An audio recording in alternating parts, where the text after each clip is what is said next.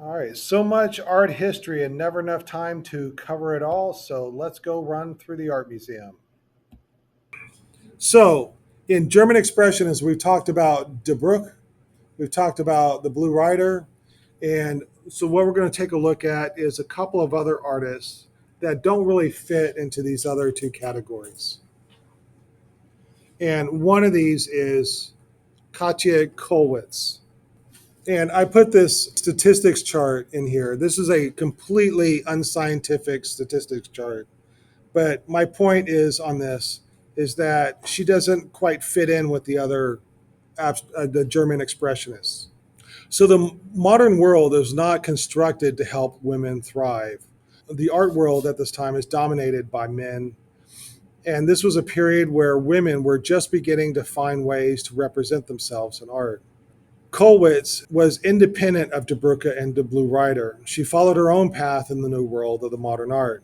She was a teacher at the Berlin Academy for Women Artists, and her art focused on women and the working class during the time of war and death. Lots of pictures of death with her.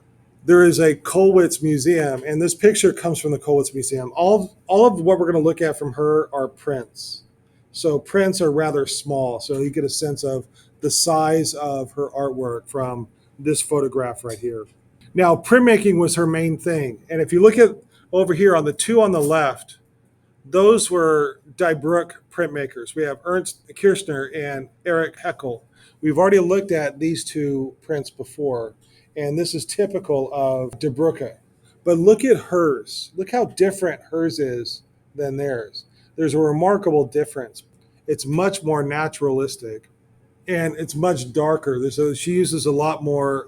It's almost like you know what it reminds me of, and I just thought of it. It reminds me of like Caravaggio and like Tenebrism, having it's mostly dark with a few bright highlights, and it gives a sense of like lighting in this. Whereas in the other two, you have no sense of lighting. Now, these are woodcuts. All three of these are woodcuts, and you can see how her woodcut is different. But she also does etching and aquatint. And aquatint is a variation of etching in which you're able to get these different shades, if you will. It's not just black and white. And she printed a lot on sandpaper that had that rough texture to it. So it gives you that like almost like a sandy kind of quality. Now, what does she make images of? Her artwork is compared to Goya's Disasters of War. It's very similar in that Goya was doing these prints based on what he saw happening around him. These are things that he eyewitnessed and he saw during a time of war. She is also doing that, but more from a woman's perspective and more from like a family perspective. So if we look at this print here on the right, what is going on in this print? Yeah, it looks like she lost her baby, right? So you can see the young child in bed. He doesn't look so good. And she has her hands over her head. That's the universal sign for, oh God, right? And then we have a couple people over here that are looking rather sad. And this whole environment looks sad, right? This comes from the Weaver series, and you can see over here in the corner, she has this a weaver, right? They would weave cloth, and there was a time where they were in on strike, and because they went on strike, they quite literally starved to death, and so the children would have expired first. It's not a happy scene. Here's one that I want you to remember: is Woman with the Dead Child. Have you seen anything like this semester? A mother consoling a dead child? Yeah, yeah, the Pietà. But yeah, I'm so glad you mentioned that one because that's my next slide. This is a variation of the Pietà. Whereas the Pietà is very, and I should really have a picture of a Pietà, but the Pietà is much more, how do I put it, kinder to Mary, right? That yeah, she kind of looks sad, but not really. I mean, not, and I'm not talking. I'm talking about the Italian versions of like Raphael and some others like that. But it didn't really look like she was suffering. This lady looks like she is really out of control, sobbing over the death of the child. a story about this painting is that as she was making sketches for this painting, here's some sketches right here that she was making for this painting. She held her 7-year-old son in this pose, and she was using a mirror to draw from. Here's a quote from her. She says, "When he was 7 years old and I was working on the etching Woman with a Dead Child, I did an image of myself holding him in my arms in front of the mirror. That was very exhausting and I groaned. And then he said in his little child's voice, 'Stop groaning, Mom. It's going to be very beautiful.'" Is what he said. Isn't that a sweet thing for a kid to say? And that's just like what a kid would say, a 7-year-old would say for his mom. Her older son, Hans, said that he had asked his mother what led to the theme of the mother and the dead child so many years before World War One. And she said that she had a premonition that her son would die. And yeah, he did go to war and he did die in the war. All right, so it is prophetic. So here are some preliminary sketches, and they portray the heartbreak, the emotional pain the mother experiences is represented in the position of her body. She is almost in primal agony. In fact, neither one of them is wearing any clothes, and I see that as being very primal, like almost like before there were clothes. What did people like? People just walked around naked, and I could easily see that a child in that time would I would see that children would die early in those times. So we have a very primal image right here, and it's almost like she is like sucking the soul out of him. That it's not like the position of her body is so buried into the child. It's really quite inhuman. And also, what I say is that this also reminds me the way that she's portrayed looks a little bit like Gollum from Lord of the Rings. She looks unhuman. The texture of her skin is even inhuman, and her right hand grabs the shoulder of her infant in an almost claw like manner. And the woman's hunched back transitions grotesquely into her head. All right, so during the war and after the war, she does a lot of images of grief. She does a series of prints from the war. And so she was responding to the tragedies endured to what she called those unspeakable years of World War One and its aftermath. The woodcuts are focused on the sorrows of those left behind, and they focus on the mothers and the fathers and the children and their reaction to the war. How did they handle the loss of loved ones? Also, what if a loved one comes back, but they're not the same person as they were before? All right, in World War One, that was called shell shock. Soldiers were so bombarded with shells, like that was the main killer of World War One. More people were killed by the bombs than they were by bullets. And so you've seen the images of the trenches. That's they hid down in the trenches as the bombs were coming down. They had to sit down there for days as bombs were exploding all around them. And with all that repercussion and the force of the bombs exploding next to you, that does something on your psyche. And so these people were coming back not only with physical injuries but also mental injuries. So they came back and they weren't the same people as they were before. So it's kind of like a death. Here we have another mother and child. So are they alive or are they dead? It looks like she's mourning over the death of her child. And it looks like the child has died during the war. Most likely died due to the British naval blockades. Germany was fighting against Britain and France, and England had control of the seas. And England put a blockade around Germany that Germany could not get any food. And what food they could get went to the soldiers because it was the soldiers that were fighting. And so that meant that the people, the citizens, were left to starve. And so think about this scenario. A woman has 6 children and she only has a little bit of food. So do you divide the food up evenly between your 6 children and they all starve? Or do you only give food to the 3 strongest ones because they're more likely to survive and let the 3 weakest ones die? So this is what parents were facing during World War One, and they were watching their children die of starvation right in front of them and hearing their cries for food, and they didn't have any food to give. It's like a black and white decision. Either everybody dies or some die. And so if some are going to die, who's it going to be? That's what these women were facing at this time. And then here's a print of some mothers consoling themselves.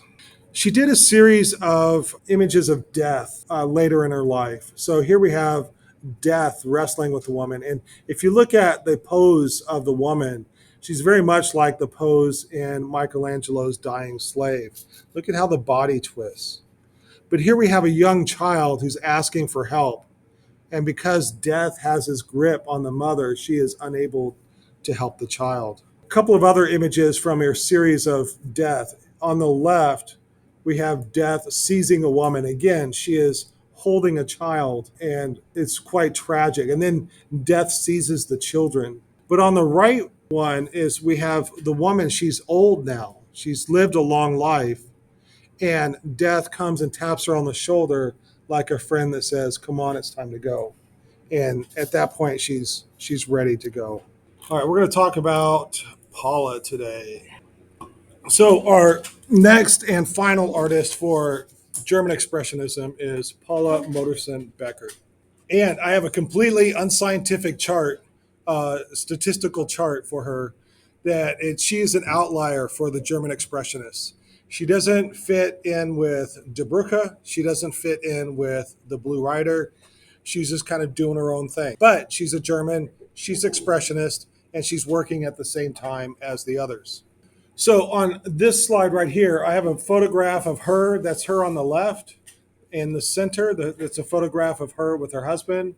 And on the right is a picture of her with her child. All right, now take a look at Germany here. Where is Werpsweed? E D C. It's just a guessing game because I've never heard of it either. All right, so it is B. Can you guess the others though? Those are popular cities, or not popular, but populous cities of Germany. Oh, Frankfurt. I didn't think of putting Frankfurt on there.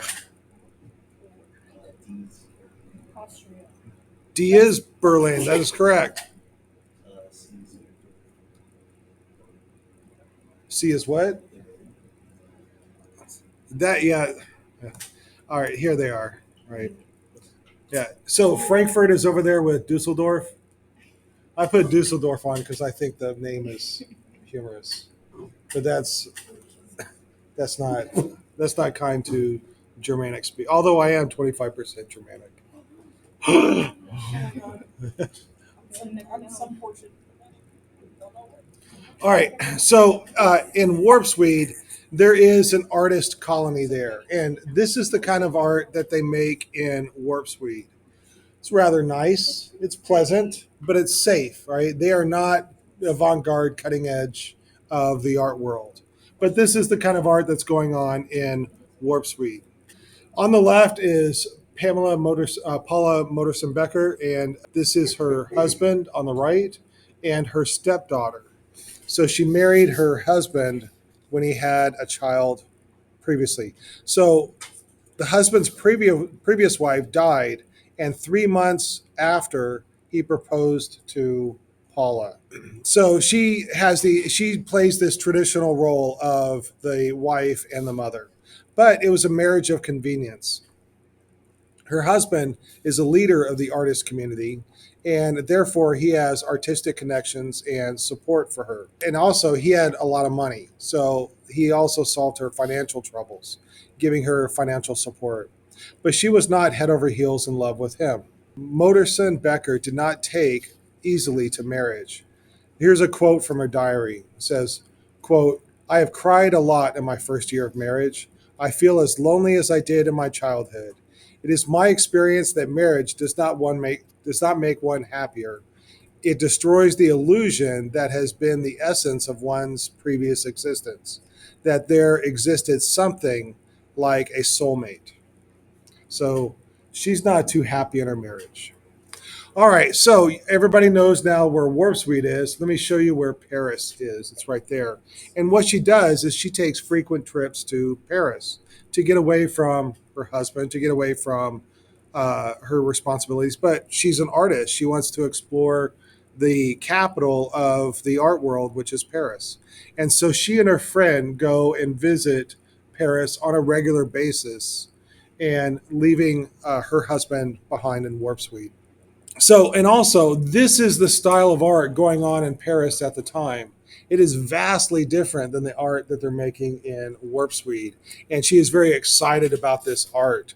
She sees the future of art and she becomes increasingly engaged in the modern art scene and with other artists. She meets Rodin, and I didn't talk about Rodin in the last unit, but we did have one of his artworks on the slide ID list, that sculpture of the man walking. She also met Picasso, but she would always return to Warp Speed to paint and to be with her husband and stepdaughter.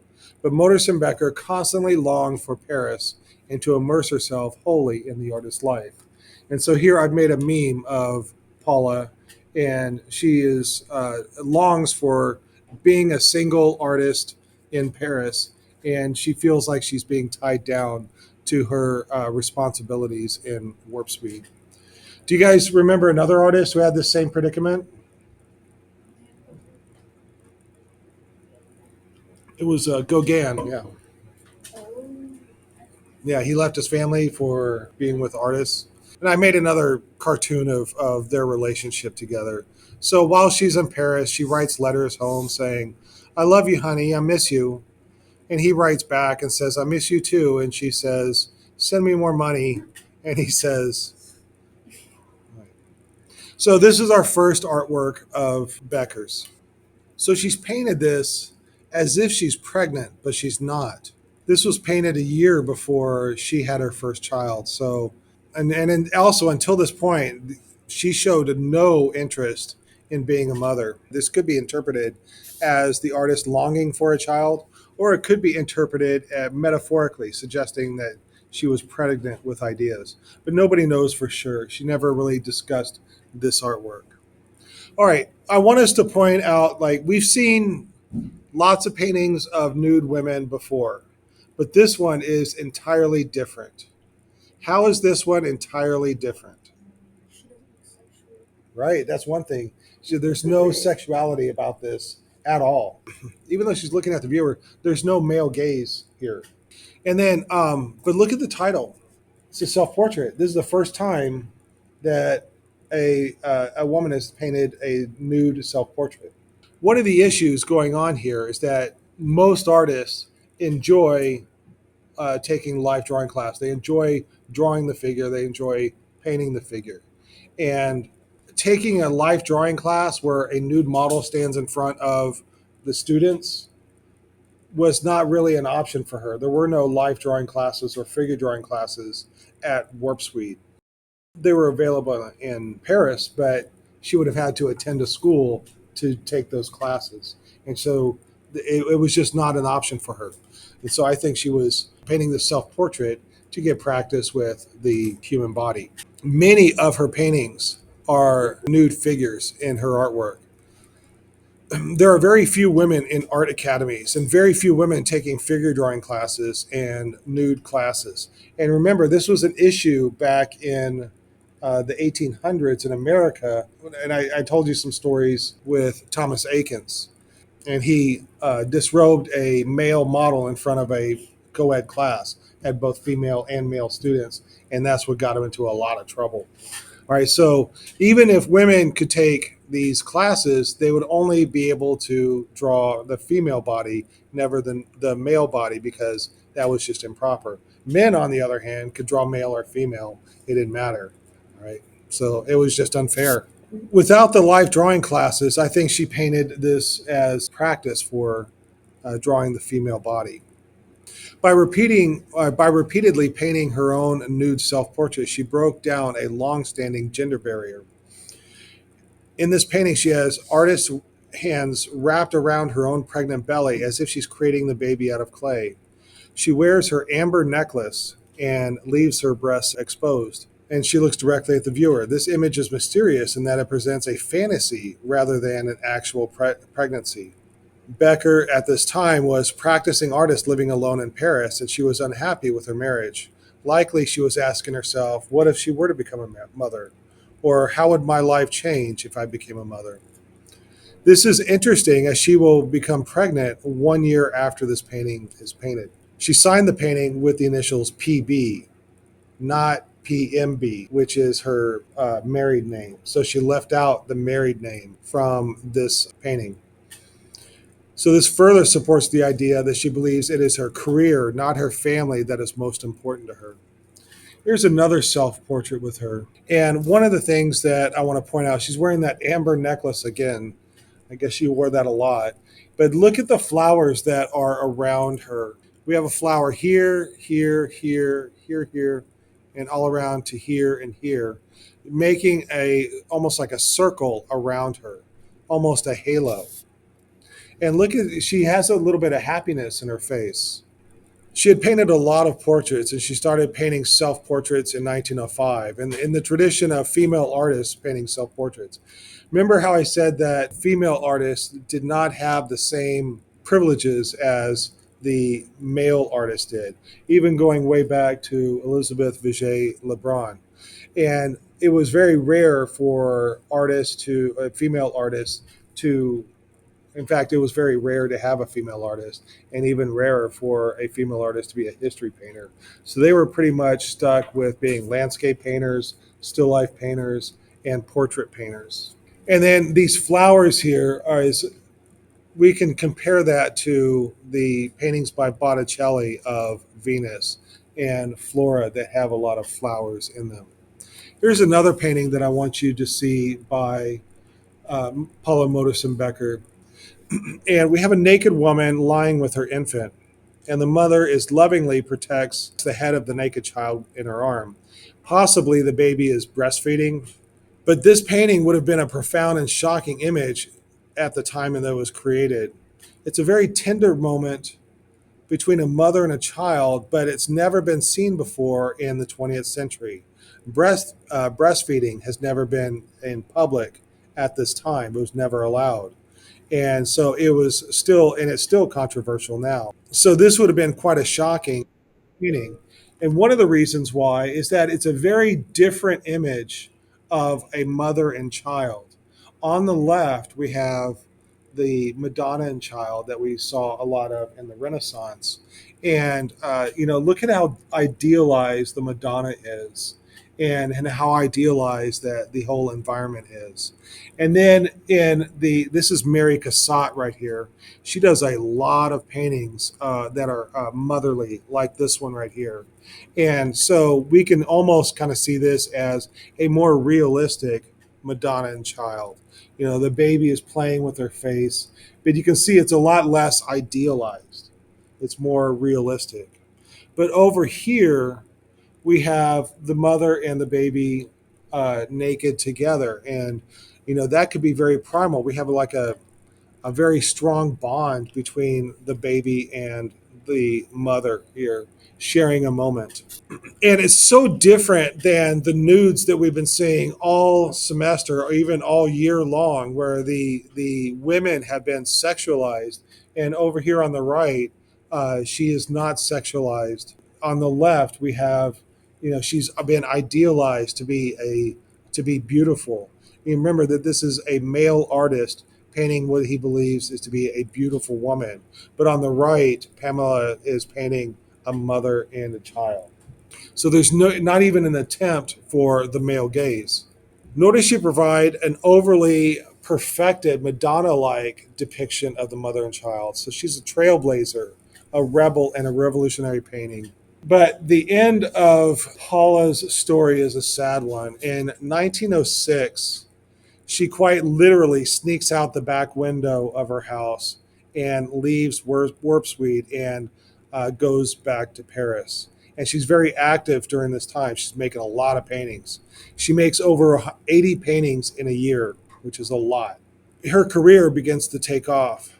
Her mother is sending her letter after letter begging her to come back home to her father. And she writes back, quote, "Now I am beginning a new life. Don't interfere. Just let me be," unquote. The husband comes to Paris and begs her to come back, and she says no. So he moves to Paris to be with her and to try to save the marriage. And up until now, the husband has been a supporter of his wife's work. But by this time, he's grown weary of her need for freedom, and he starts to badmouth her paintings. Here's a quote from the husband. He describes the paintings as, quote, ugly, bizarre, wooden. The mouths are like wounds, the faces are like cretins. A revolting mixture of colors, of idiotic figures, of sick children, degenerates, the dregs of humanity, unquote. She saw a divorce lawyer to this time, but she needed to stay with her husband because of the money.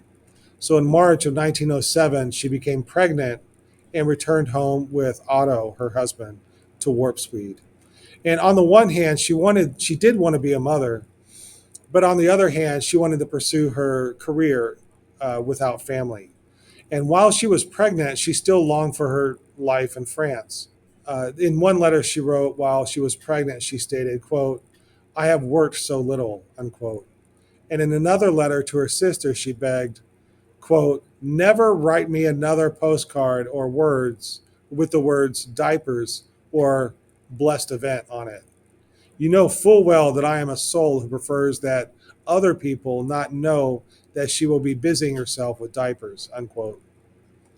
So she gives birth to the baby and she's excited and she loves her baby. And about a week afterwards, after the birth, her legs begin to hurt. And so the doctor examines her and orders her to 2 weeks of bed rest.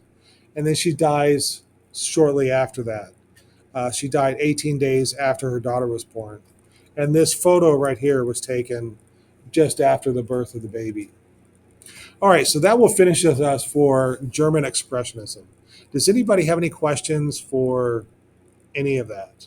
Any? Yes, sir. Was that one 1906? Th- Was that, you don't know? Yeah, she was. Yeah, she was. She died in either 1906 or 1907. Does that answer your question? Yeah. All right.